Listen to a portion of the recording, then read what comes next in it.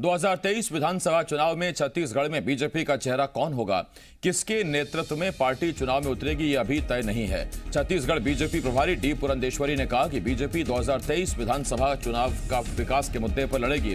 Party का चेहरा कौन होगा, ये पार्टी स्तर पर तय किया जाएगा।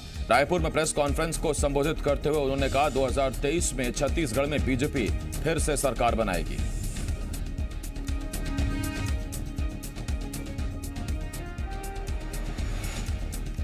इसके चुनाव जो होंगे किसके चेहरे पर होंगे, क्योंकि यहाँ आते हैं एसटी, एससी, ओबीसी, मतलब 3 वर्ग लेकर बैठे, तो क्या लीडरशिप यही 3 से निकल? हम बस डेवलपमेंट के मुद्दे लेके लोगों के पास जाएंगे।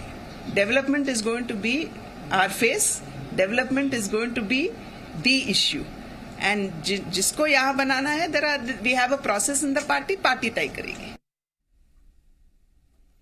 डी पुरंदेश्वरी भाजपा प्रभारी छत्तीसगढ़, उन्हें आप सुन रहे थे और ये एक बहुत बड़ा बयान उन्होंने दिया।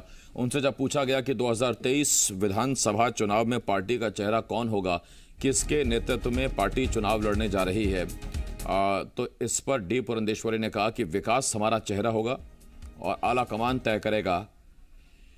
कई मायने इस बयान से निकल रहे हैं। सत्यप्रकाश जी मीडिया संवाददाता इस वक्त इस बड़ी खबर पर हमारे साथ जुड़े हुए हैं।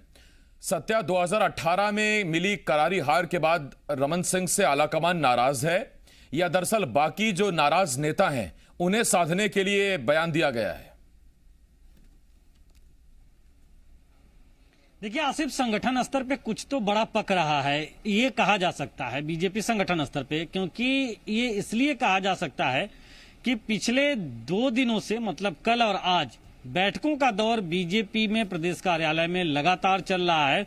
लेकिन इस बैठकों के दौर के दौरान जो तस्वीरें पहले की बैठकों में दिखा करती थी, कमोबेश उस तरह की तस्वीरें नहीं दिखाई दे रही। मसलन अगर हम कहें तो कल पहले दिन की बैठक की शुरुआत हुई, सह प्रभारी नितिन नवीन मौजूद थे, प्रदेश के बीजेपी के प्रभारी डी पुरंदेश्वरी मौजूद थी और उसके साथ साथ राष्ट्रीय सह संगठन महामंत्री, जिन्हें छत्तीसगढ़ का प्रभार भी है, शिव प्रकाश, वो मौजूद थे। और इस सबके बीच जो मौजूद नहीं थे वो चेहरा था पूर्व सीएम डॉक्टर रमन सिंह का और नेता प्रतिपक्ष धर्मलाल कौशिक का।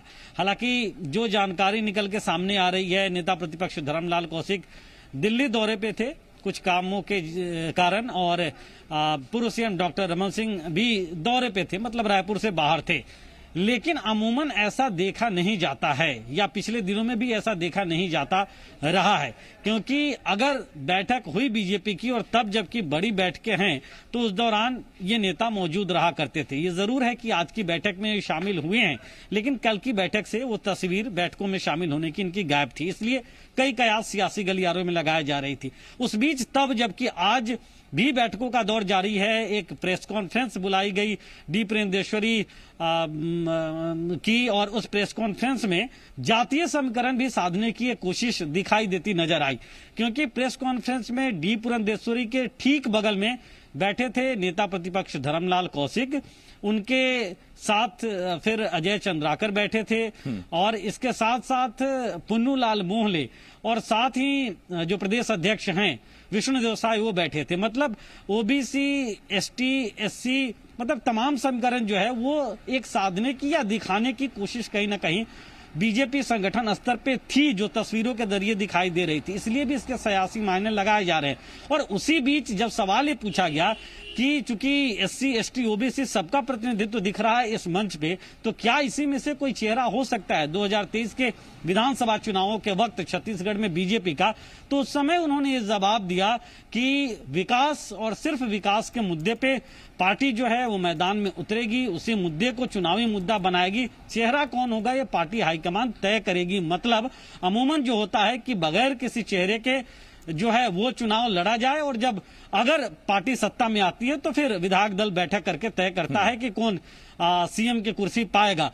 तो कमोबेश अगर हम कहें तो एक बड़ी अवधारणा जो लगातार बीजेपी में चली आ रही थी, जिस बात के कयास सियासी गलियारों में लग रहे थे, राजनीतिक पंडित लगा रहे थे कि क्या कोई बड़ी खिचड़ी पक रही है संगठन स्तर पे, या कोई बड़े परिवर्तन की सुगबुगाहट है, या किसी तरह का कोई संकेत प्रदेश स्तर के उन नेताओं को देने की कोशिश में हाईकमान है कि नहीं सिर्फ 15 साल तक आपने सत्ता के शीर्ष पर रहे तो इसका ये मतलब नहीं कि आगे भी आप संगठन में उसी तवज्जो पाएंगे। तो ऐसे तमाम कयास जो है अब लगाए जाने लगे हैं, ऐसे संकेत चूंकि निकले हैं, ये अपने आप में एक बड़ा महत्वपूर्ण दिखाई देता है फिलहाल के वक्त में। आसिफ।